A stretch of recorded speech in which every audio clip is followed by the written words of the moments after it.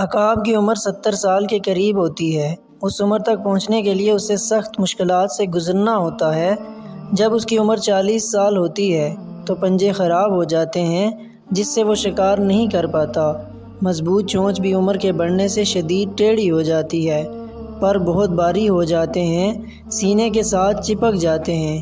اڑان بھرنے میں سخت دشواری کا سامنا کرنا پڑتا ہے۔ ان مشکلات کے ہوتے ہوئے اس کے سامنے دو راستے ہوتے ہیں: موت کو تسلیم کر لے یا 150 دن کی سخت ترین مشقت کے لیے تیار ہو جائے۔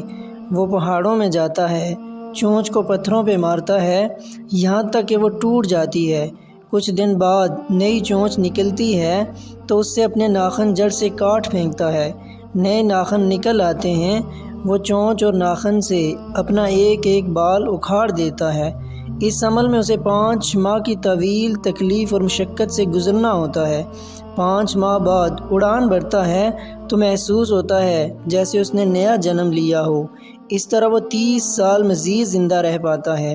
عقاب کی زندگی سے سبق ملتا ہے کہ بعض دفعہ زندگی کو بدلنا ضروری ہوتا ہے تاکہ ہم اس سے بہتر زندگی گزار سکیں، اگرچہ زندگی کو بدلنے کے لیے سخت جدوجہد کیوں نہ کرنی پڑے۔ بے شک مشکل کے ساتھ آسانی ہے۔